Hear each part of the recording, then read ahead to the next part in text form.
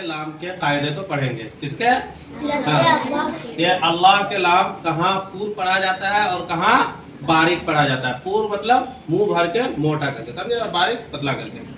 تو یہ جو لام ہے اس کو اللہ کا لام بولا جاتا ہے. کون لام؟ اللہ کا لام, لفظ اللہ کا لام. تو کہتے ہیں کہ اگر اسلام سے پہلے, اسلام سے پہلے, سمجھے نا, لفظ اللہ کے لام سے پہلے اگر زبر ہو, کیا ہو؟ زبر ہو, یا لفظ اللہ کے لام سے پہلے پیش ہو, کیا ہو؟ پیش ہو, تو ان دونوں صورتوں میں اسلام کو پور پڑھیں گے. دونوں صورتوں میں کیا پڑھیں گے؟ لفظ اللہ کو کیا کریں گے؟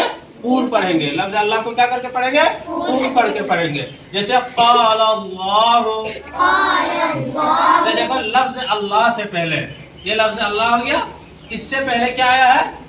زبر آیا. اور قاعدہ یہی ہے کہ لفظ اللہ سے پہلے اگر زبر آیا ہو تو لفظ اللہ کے لام کو کیا کریں گے؟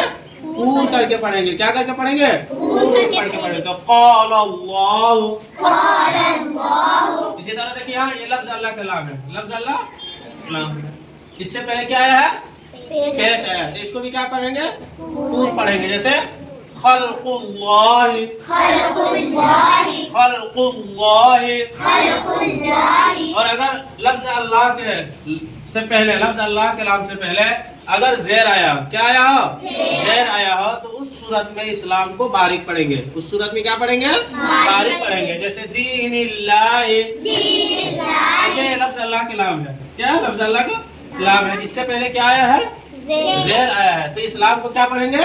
باریک پڑھیں گے, منہ بھر کے نہیں پڑھیں گے, سمجھے نا. دین اللہ, امر اللہ, یہ سب میں کیا ہوگا؟ باریک ہوگا. اگر آسان قاعدہ ہے, کوئی مشکل نہیں ہے, کہ اگر لفظ اللہ کے لام سے پہلے اگر زبر یا پیش ہو تو لفظ اللہ کے لام کو کیا کریں گے؟ پور پڑھیں گے. اور اگر لفظ اللہ کے لام سے پہلے زیر ہو تو لفظ اللہ کے لام کو کیا پڑھیں گے؟ باریک پڑھیں گے. کیا پڑھیں گے؟ باریک پڑھیں گے. ٹھیک ہے. اسی طرح دیکھیے الف کو, اس کو الف کو, الف کو بھی کہاں پور کر کے پڑھیں گے, منہ بھر کے پڑھیں گے, اور کہاں پور نہیں پڑھیں گے. تو اس کا بھی کچھ قاعدہ ہے الف کا. ابھی ہم لوگ اللہ کے لام کے بارے میں پڑھے, اب کس کے بارے میں پڑھنے جا رہے ہیں؟ الف. کہتے ہیں کہ الف اگر ان 7 حروفوں میں سے, کتنے ہیں؟ ان 7 حروف, یہ موٹے حروف ہے. یہ کیا ہے؟ ان کو موٹے حروف کہتے ہیں, حروف مستعلیہ کہتے ہیں. کیا کہتے ہیں؟ حروف مستعلیہ یا تو موٹے حروف کہتے ہیں. کہ اگر ان 7 حروف کے بعد اگر الف آیا ہو تو اس الف کو جو ہے منہ بھر کے پڑھیں گے. کیسے پڑھیں گے؟ منہ بھر کے پڑھیں گے. جیسے مرصادن, کیا؟ تو یہ 7 حروف میں سے آیا نا, ہاں, اور اس کے بعد کیا آیا ہے؟ الف آیا. تو اس کو کیا کریں گے؟ منہ بھر کے پڑھیں گے. کیا کریں گے؟ منہ بھر کے پڑھیں گے. اسی طرح قرطاس, کیا؟ خوفا, منہ بھر کے. سمجھ میں آیا؟ اور اگر ان 7 حروف میں سے کوئی نہیں ہے تو وہاں الف کو کیا کریں گے؟ باریک پڑھیں گے. جیسے تابا, اس کو طابا نہیں پڑھیں, طابا نہیں پڑھیں گے, بلکہ کیسے پڑھیں گے؟ تابا. جاہدا, سمجھ میں آ گیا کہ اگر الف سے پہلے اگر موٹے حروف ہو تو الف وہاں کیا ہوگا؟